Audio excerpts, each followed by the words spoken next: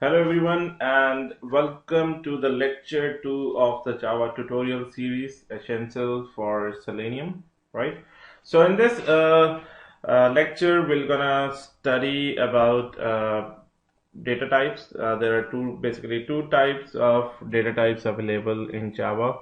One is primitive and one is non-primitive. So what are these data types we're gonna discuss? I'll really quick create a new project and give it a name as Java lecture 2. So here I'll create a new class and give it a name as data types,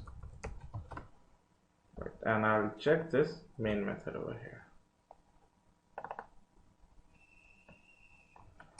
Alright, so firstly we're going to see about primitive data types. What are primitive data types? If I can write int I can write float f, and there is another called long L and boolean b and char c, and that's a string s.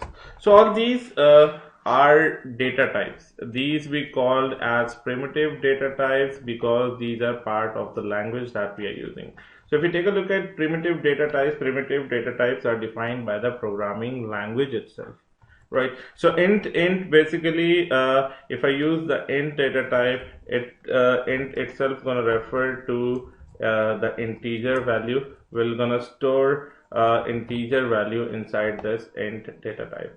Similarly, float will gonna store float value, long will gonna store long value, char will gonna store character values, and string will gonna store string values. String is it is also a class in Java, right?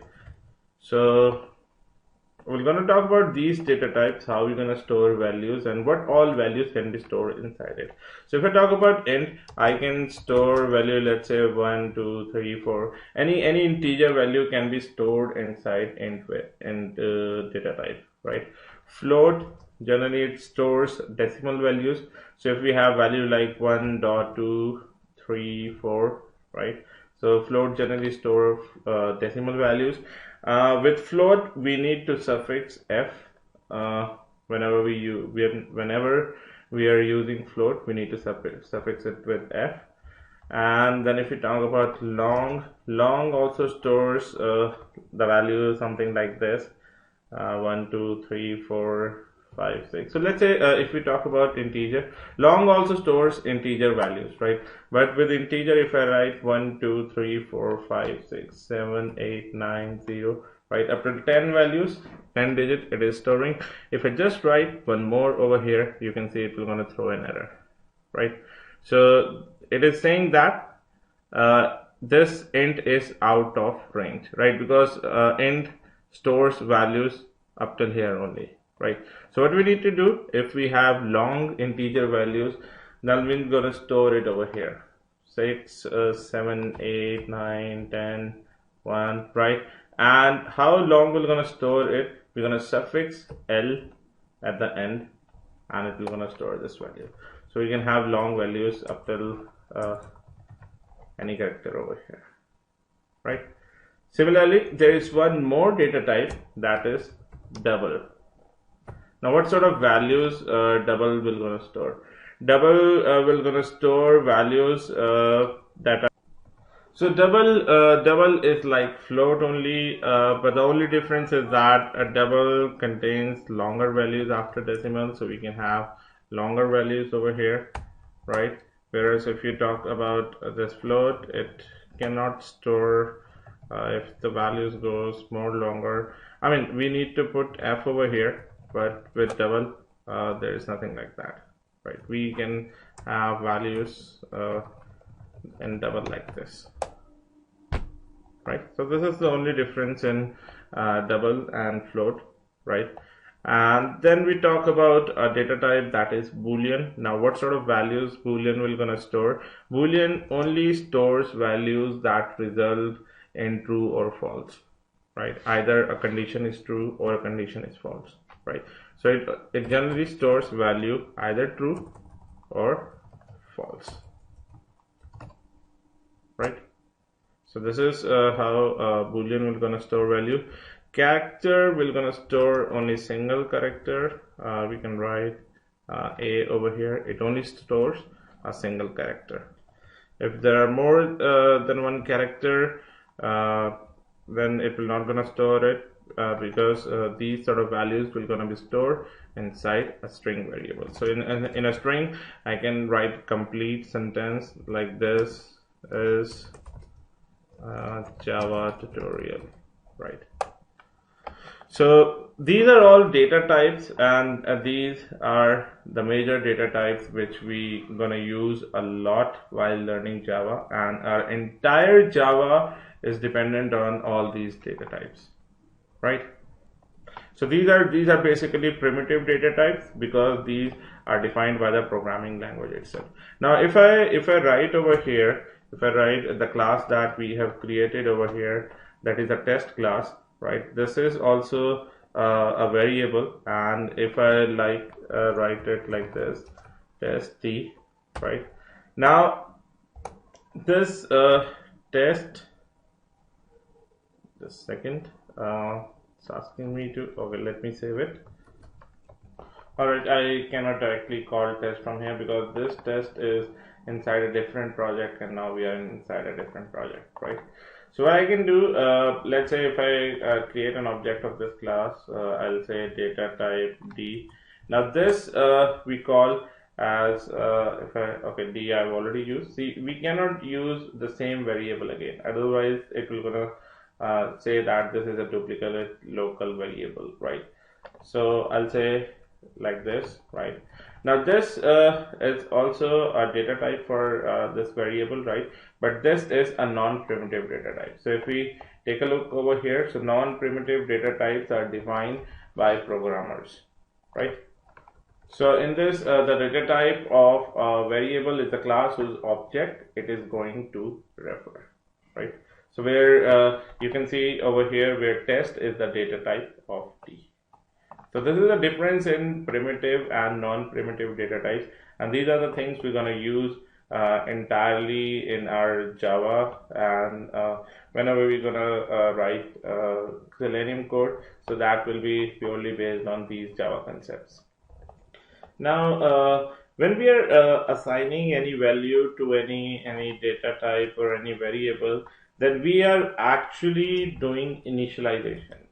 So this we call as initialization, and when we write int I or float f, this means that we are actually doing declaration, right? So if you take a look over here, if I go to the next slide, so declaration and initialization of primitive data types. So just with long and with float type of data types, we suffix L and F. Otherwise, it will be treated, if we don't write L, if we don't suffix L with the long values, then the compiler will gonna treat it as a integer, right? And this is how like we're gonna do the declaration and initialization of all these primitive variables, right? Let's take a look at the next thing. Next is Java string, right? Now string in Java, string is a class, right? It is not a data type, right?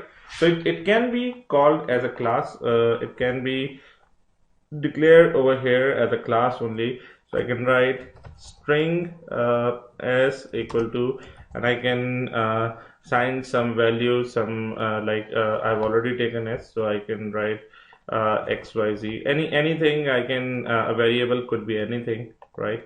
So I can write some string characters over here, right? Now in Java, string, the s of string should always be capital. If I make it small, then it will not gonna accept it, because Java is a case sensitive language, right?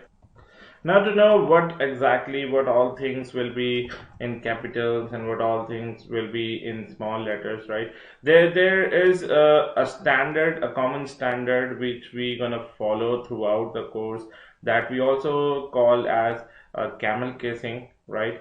So what I'll do, I'll go to my Java lectures over here. All right, and I'll just open the introduction part so that I'll first make you familiar with what camel casing is. So camel casing is, let's say if you are working as a professional programmer, right? So how actually you're gonna code it, what are the coding standards that you're gonna follow, right? So that is what defined, like how you're gonna declare, how you're gonna create a class, and will it follow like uppercase or a lowercase, how everything will be formed, right? So all these things will be defined with this camel casing, right? So this will really going to help you a lot in case you're working professionally, in case you are doing some coding, in case you are working on automation project as well, and if you are writing Java code. So these things will gonna help a lot. So let's understand more about camel casing. Let's say I go back to the Eclipse, and let's say if I write something like int and I declare variables, let's say Batman begins, right? So compiler will not gonna accept it, right? Because there is a space in between this variable. So if I remove the space, it does accepts it, but the readability, like it's become less readable, right? So if it comes like all of a sudden it comes in front of you, you might not be able to read it. If still you are able to read it, because you know that this is these are two words, and we have formed a single word using this Batman begins, right? What if I write and the dark, let's say night, right? So now this is form of three words, right? So it is now less readable, again less readable than we were reading these two words. Now what if a variable something like the dark night rises, right? So there are four words right now, right? Let me correct the spelling. All right. So there are four words. So the longer the variable like goes on, the longer it will be less readable, right? So that is why, I mean, we follow the concept of camel casing over here. So so what we're gonna do to make it more readable, I can do one thing. I can after every word I can write underscore, right? Then it will be more readable. Right now we are able to understand that these are like four words. But to do this, I have actually like increased three more words, right? Underscore is also treated as an individual word, right? So there are some special cases which we're going to talk about where these underscores will be used. But here we are not going to use underscore. We're gonna follow the camel casing concept, and that says that in integer, the integer always starts with a small letter, and then after wherever the first word ends, the next letter would be of the second word should be capital, and then for the third should be capital. So how many words will there be? All of them will start from a capital letter. Now this will be more readable, right? Over here, if I write Batman begins, if I write the dark night, right? So this is more readable now, right? And this is what we call as camel casing, right? You can see it form up like the same thing that you see over here with a camel, right? It forms up a structure of camel, right? So based on this, some guys like who have created Java, they have also created some conventions, let's say there are some coding standards, I mean, which they have form up, and which they say that if everyone in the world follows the same coding standard, then the code will be more readable. And if a new person is reading that code, he should be able to get what exactly is written inside that code if he is using the same naming conventions. So these are some naming standards that we're going to follow. So the very first rule is that a class should always start with a capital letter, right? And then it accepts the camel casing, right? Like this. If I create a class way to automation, then the first letter should be capital, and then it can be camel casing, right? So these are not mandatory, right? It's not mandatory that you should always keep the class with a capital letter. If you write it with small letter as well, you will gonna create a class, right? It doesn't mean that with small letters you cannot create a class. But this is a standard practice that is being followed by everyone, by a professional who is actually writing Java code, right? This is what followed by almost everyone, right? Similarly, if we talk about interfaces, right, interfaces should also be capital, then camel casing, and the name should represent adjectives, right, like runnable, serializable, action listener, right? Over here, in class it should represent the noun, right? So noun could be account, dog, way to automation, right? So the other rule of class and interface is that the class is always when we create a class, when you read the Java document of any library, you will find that a class is always in a normal font, whereas an interface you will see it in an italic font. So you should be able to come to know that this is an interface, or this is a class, right? Similarly, if we talk about methods, right, generally people call them as functions. So let's say if you have ever worked on C++ or ASP or Visual Basic, you call these things as functions, but in Java we call them as methods, right? So a method should always start from a small letter, and then it follows the camel casing, right? And the name should represent a verb noun pair. So it could be, let's say, it should tell what that method is doing, right? So get result could be a method, do calculation could be a method, right? So this is a naming convention that we're going to follow for the method. And then for variable, the variable that we just created, we have seen. So variable should also start from a small letter and then camel casing, right? And it should be meaningful to a word that we have written. Let's say we are calculating the width of a button, right? So the variable should be button width. So it's telling that what this like variable will gonna hold, which value this variable will gonna hold, right? Account balance, so it will gonna hold the account balance, right? Similarly, we talk about constants. So constants, all characters should be in uppercase, right? If you are declaring any constant, then all the characters in constant should be uppercase, and each character should be separated by a underscore. So here is where we're going to use underscore. So these are the standard practice, right? If you see, if I show you one of the Java docs, let's say if I go to seleniumhq.org, and here if I go to downloads, and I'll show you the Java docs over here. So over here you can see with all these classes, they are following the same practice, right? A class always starts from a capital letter, right? So the thing that is in like italics, capabilities, right? So this is basically an interface. If I click on a normal font check, this is basically a class, right? So these are the common standards followed everywhere.